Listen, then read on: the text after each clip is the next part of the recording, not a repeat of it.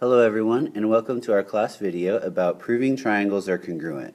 Our learning goal is that you will be able to complete a two-column proof to show that the two triangles are congruent. Okay, so here we go. We've already learned about the different triangle congruence theorems. These are ways that we can show that two triangles are congruent based off of certain specifications about the triangles that force the triangles to be congruent. For example, if all three sides of two triangles are congruent, then we know that that forces all of the angles to be congruent and the whole triangle is congruent. We've also talked about side, hypotenuse, leg, angle, and angle, side. We've also discussed two potential congruence theorems that didn't make it, and turns out they can't be used to prove that triangles are congruent. These are angle, and side, angle. Neither of those is sufficient information to show that triangles are congruent, so those are not valid options to use in a proof. Okay, so having reviewed that, let's look at a couple examples. Yep, in our first example, we are given that AC bisects angle DAB, and the angle 1 is congruent to angle 2. We are trying to prove that triangle ABC, the bottom triangle, is congruent to triangle ADC, the top triangle. One of the first things to do on any kind of proof like this is to add the given information to the picture. So if AC bisects angle DAB, that tells us that the two halves of the angle are congruent because bisect means to cut in half. We are also given that angle 1 is congruent to angle 2. So I'll go ahead and add that to the picture as well. Okay? So the next thing as a strategy for working these kind of proofs is to identify which one of our triangle congruence theorems we would use to solve the problem. Which case applies here? Well, hopefully you're thinking that we could use angle, side, angle maybe? The side is the shared side, AC, that is on both triangles. Okay, so we have angle, side, angle. Let's begin working the proof. Alright, the first statement we list is always the given information. So AC bisects angle DAB, and angle 1 is congruent to angle 2. That's our given information. Now, as we go through the proof, let's check off on angle, side, angle when we've accomplished each piece. So, for example, I already know that a pair of angles is congruent. So, that's one of my angles, so I'll check it off. It's done. Now I need to include statements for the other angle and the side. Once I've done that, then I can use angle, side, angle. Okay, so let's add one more piece. So we already drew on the picture that those two angles there are congruent because AC bisects DAB. So let's put that down as a statement. I'll have to name the angles using 3 letters. So I'll say angle DAC is congruent to angle BAC. This is because AC bisects angle DAB, so I'll put that down as definition of bisect. That's what bisect means. Okay? I've just shown another pair of angles to be congruent, so I can check that other angle off my list. What's the remaining piece? It's the side. So, wait, how would I write a statement for that? They're sharing the side. Well, basically, we're going to say that AC is congruent to itself. So AC is congruent to AC.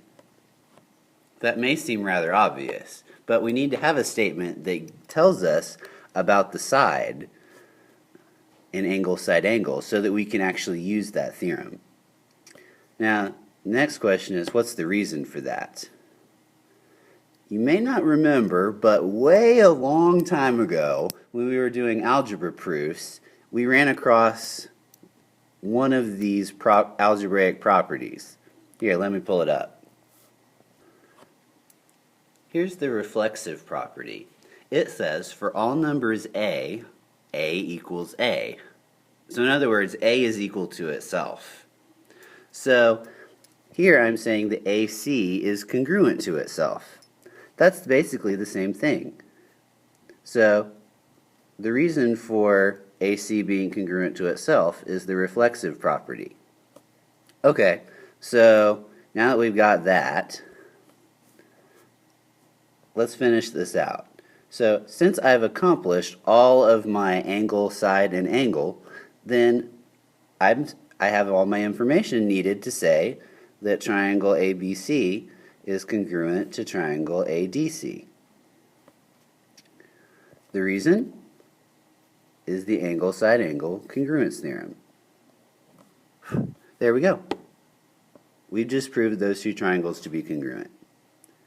Alright, so let's look at one more example. In example 2, we are given that HY is congruent to LY. I'll go ahead and add that to the picture. And WH is parallel to LF. Remember, the symbol for parallel is two arrows. Okay, so we're going to prove that triangle Y is congruent to triangle Fly. Okay, so we need to kind of determine which theorem we're going to use. Well, I do know that I have a pair of congruent angles here in the center because those are vertical angles. So I can mark those. What else do I have? Because the lines are parallel, that will help me to use pairs of angles such as alternate interior angles, corresponding angles, etc. So where are some alternate interior angles that I have? Because the lines are parallel, I know that angle W and angle F are congruent because they're alternate interior. Okay, so which theorem could I use then? The theorem of choice for this problem is going to be angle, angle, side, because the side is not between the two angles. Alright, so let's start filling out the proof then. My first statement is always the given, so I'll say HY is congruent to LY. That's given. Oh yeah, I need to put the other one too. So WH is parallel to LF. Okay, so statement number 2. Oh, did we already get some of our pieces of information? Yeah, we already know from the given information that those two sides are congruent. So I can go ahead and check that off. Alright, so now what? Well, we used the two vertical angles, so I need to include that. So I'll say that angle HYW is congruent to angle LYF. The reason? It's the vertical angle theorem. Okay, I can check another angle off of my list. The other angle we used were alternate interior angles. So I will then say angle W is congruent to angle F, and the reason is the alternate interior angle theorem.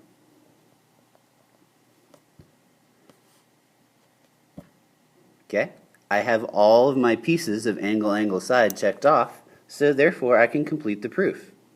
So I can jump to the last statement, triangle Y is congruent to triangle Fly. And the reason is the angle, angle, side congruence theorem. I will point out before we're done that it is possible to have done this proof a different way.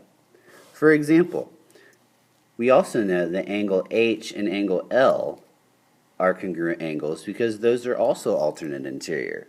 So it would have been possible for us to use angle side angle using those pieces right there. It also we could have done angle angle side using WH in the side and L and F in the side and ignoring the vertical angle.